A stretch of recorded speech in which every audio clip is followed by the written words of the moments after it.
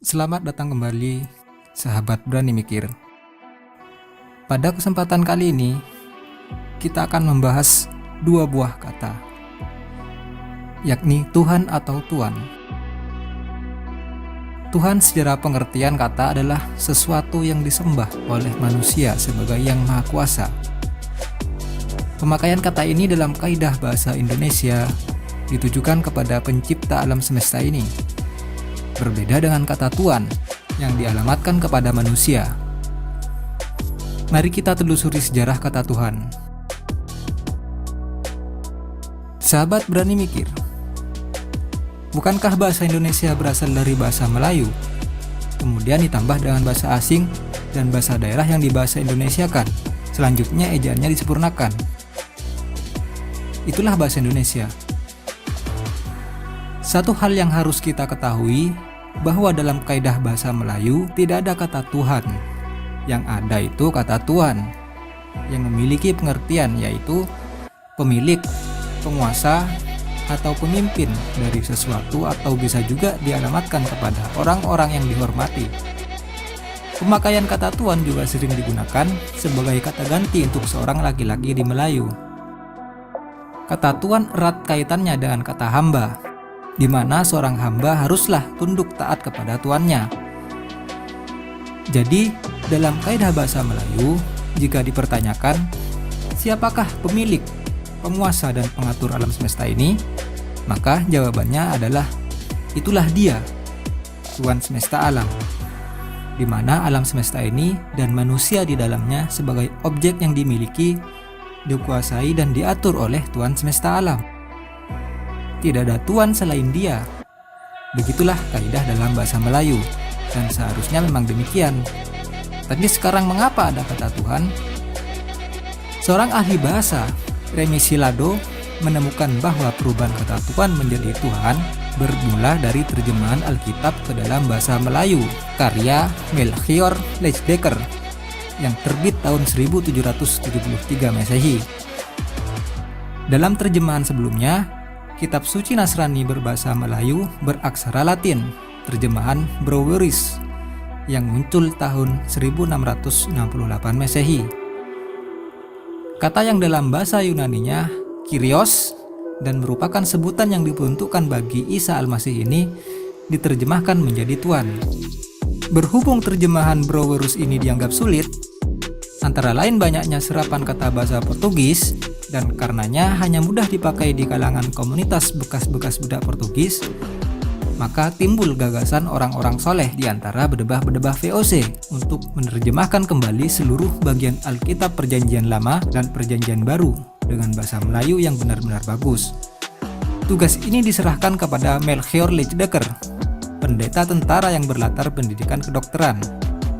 Melalui terjemahan Leitsdecker lah akan ditemukan perubahan harfiah dari Tuan menjadi Tuhan. Dengan adanya perbedaan dua terjemahan tersebut, jelaslah yang tadinya oleh Brouwerus diterjemahkan Tuan dalam bahasa Portugis Senhor, bahasa Prancis Seigneur, bahasa Inggris Lord, bahasa Belanda Heer, maka melalui Leitsdecker perubahan terjemahannya menjadi Tuhan. Sebutan Tuan bagi Yesus Kristus atau Isa Al-Masih ini berasal dari surat-surat Paulus, orang Turki yang menggunakan bahasa Yunani kepada bangsa Yahudi, Romawi, dan Yunani di daerah Helenisme. Kemudian pada abad-abad berikutnya, sepanjang 200 tahun, penerjemah Alkitab bahasa Melayu melanjutkan penemuan Leitsdecker tersebut. Kini, kata Tuhan yang mula-mula ditemukan Leitsdecker untuk mewakili dua pengertian pelik insani dan ilahi dalam teologi Kristen atas sosok Isa Al-Masih yang telah menyebabkan gereja bertikai dan setelah itu melahirkan kredo-kredo Nisea, Konstantinopel, dan Chalcedon. Pada akhirnya menjadi lemah khas dalam bahasa Indonesia. Apa yang dilakukan Leitsdecker? Mengapa Tuhan menjadi Tuhan? Merupakan masalah khas dalam bahasa Indonesia. Hadirnya huruf H dalam beberapa kata bahasa Indonesia seperti asut menjadi hasut, utang menjadi hutang, empas menjadi hempas, silakan menjadi silahkan, agaknya seiring dengan kasus nominatif dan singularis dalam tata bahasa Sanskerta ke Kawi dan Jawa. Misalnya, tertulis Hana dibaca Ono, Hapa dibaca Opo, Hal ini juga pernah diterangkan oleh Alif Danya Munshi di majalah Tiara tahun 1984. Ia menyebutkan itu terjadi sebagai salah satu gejala paramaswai, yaitu perubahan bunyi H yang nirguna pada kata tertentu, misalnya hembus, hempas, hasut, dan Tuhan. Alif mengatakan bahwa gejala itu timbul karena pengaruh lafal daerah, rasa tak percaya pada diri sendiri, dan yang sangat penting adalah berkaitan dengan penjajahan bangsa Eropa terhadap bangsa Indonesia. Lingua franca Melayu yang dipakai bangsa-bangsa Eropa antara lain Portugis dan Belanda sebagai bahasa administrasi juga dipakai dalam kepentingan penyiaran agama Nasrani, agama umum yang dianut oleh bangsa-bangsa Eropa. Dengan penjelasan tersebut dapat disimpulkan bahwa secara etimologi bahasa, perubahan kata Tuhan menjadi Tuhan berawal dari terjemahan Lydekker. Selain dari pertimbangan bahasa, ada juga kemungkinan pendeta Lydekker ini mempunyai tujuan mengganti kata Tuhan menjadi kata Tuhan agar tidak rancu dalam penggunaannya, sehingga dibedakanlah antara Tuhan yang di langit dengan Tuhan yang di bumi dengan menambahkan huruf H di tengahnya. Tuhan adalah Tuhan yang ada di langit, sedangkan Tuhan hanya untuk yang di bumi. Manusia dalam berkehidupan beragama menyebut Tuhan, sementara dalam kehidupan sosial masyarakat menyebut majikannya sebagai Tuhan.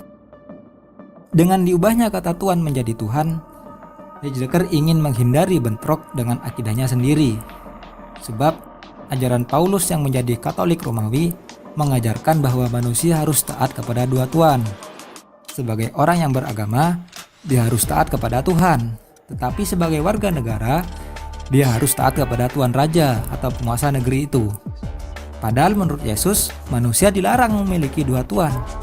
Tak seorang pun dapat mengabdi kepada dua Tuhan, karena jika demikian, ia akan membenci yang seorang dan mengasihi yang lain. Atau ia akan setia kepada yang seorang dan tidak mengindahkan yang lain. Kamu tidak dapat mengabdi kepada Allah dan kepada Mamon. Dari sinilah muncul paham sekularisme yang memisahkan antara agama dan negara. Selanjutnya, perubahan kata Tuhan menjadi Tuhan ini dilakukan atas dasar pertimbangan teologis Katolik Roma yang memfigurkan Yesus sebagai Tuhan yang ilahiyah untuk membedakan Tuhan yang manusiawi. Sesungguhnya, kata Tuhan maknanya tidak dapat dilepaskan dengan makna Tuhan, yaitu yang memerintah, yang menjadi raja, yang mengendalikan, majikan, yang menjadi pemilik, dan yang dihormati. Namun, karena orang tidak mengetahui sejarah perubahan ini, maka kata Tuhan menjadi sesuatu yang melangit dan tidak bermakna praktis bagi manusia. Artinya adalah, ketika seseorang menyebut kata Tuhan, yaitu sesuatu yang harus memerintah atau berkuasa, raja, pengendali, tuan atau majikan yang harus ditaati dan dipatuhi oleh manusia sebagai budak atau hamba dari tuannya itu. Apa yang disebut bahasa adalah suatu perjanjian antar manusia. Artinya, kata Tuhan dapat diganti menjadi tukan, tupan, tugan, dan lain sebagainya. Asalkan perubahan itu tidak menyimpang dari kata atau makna aslinya, yaitu Tuhan, dengan seluruh batasan maknanya.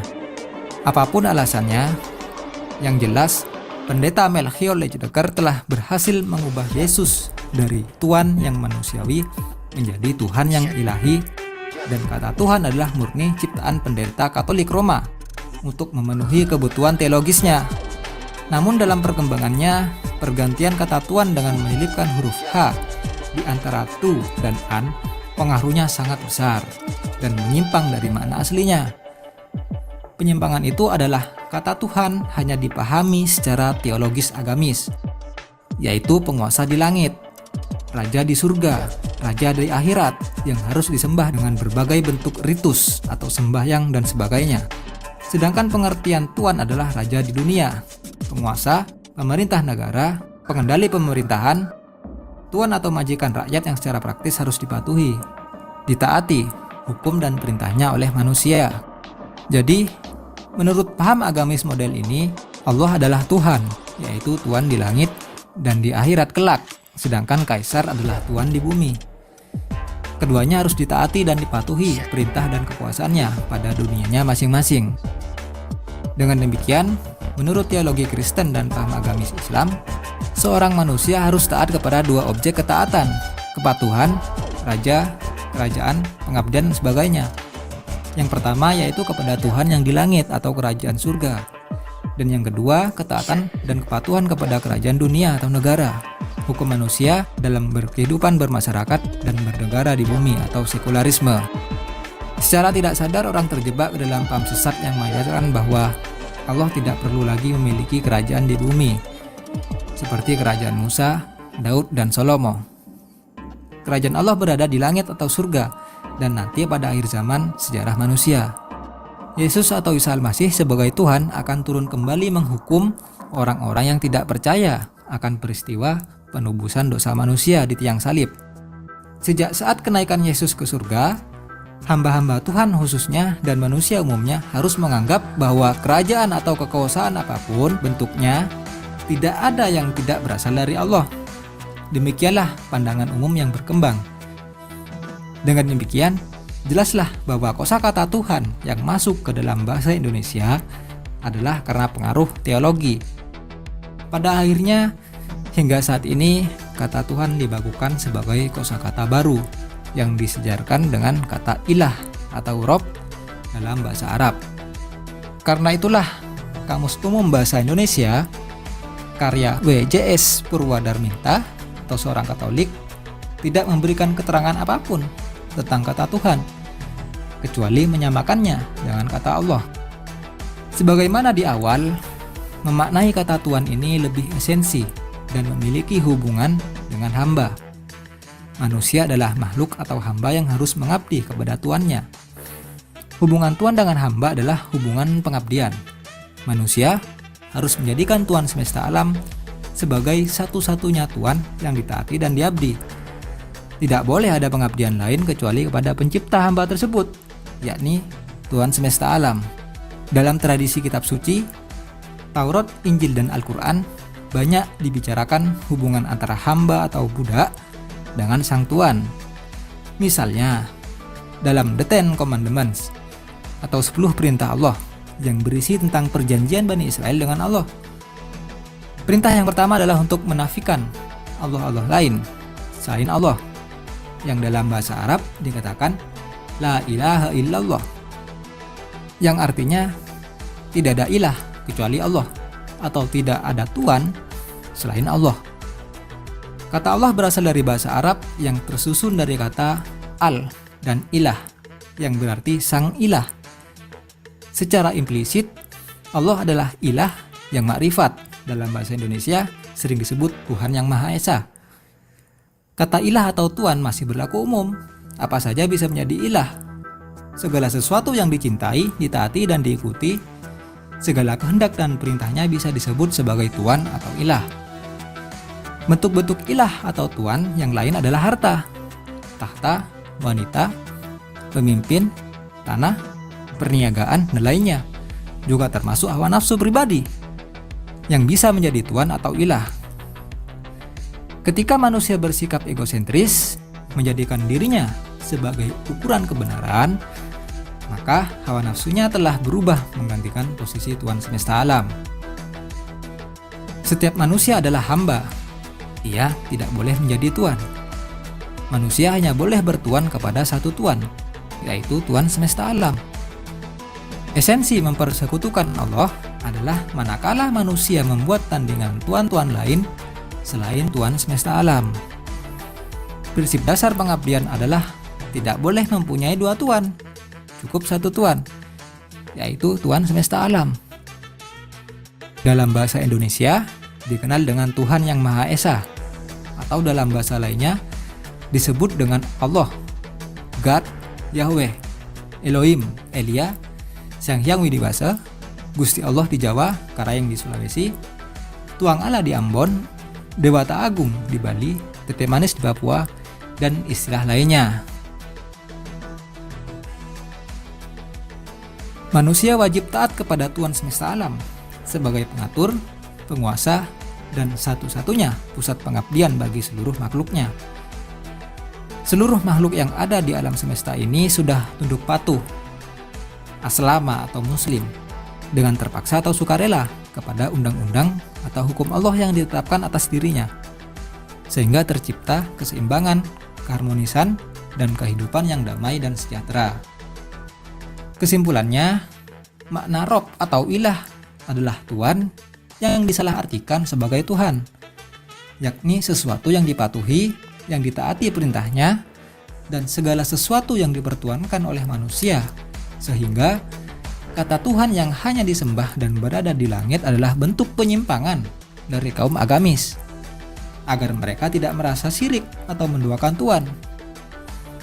Tuhan adalah yang disembah dan adanya di langit, sedangkan Tuhan adalah yang dipatuhi di bumi, yaitu para penguasa bangsa yang menjajah bangsa-bangsa lain. Inilah penyimpangan dan penyesatan atas makna kata Rob dan ilah dari Tuhan menjadi Tuhan. Demikianlah esensi dan sejarah asal muasal dari kata Tuhan menjadi Tuhan. Dengan demikian, siapapun yang memahami kata Allah sebagai Tuhan adalah korban paham sekularisme yang sama dengan syirik atau musyrik, suatu dosa yang tidak diampuni oleh Allah. Jadi, kosakata manakah yang Anda gunakan? Tuhan atau Tuan? Mari berani mikir.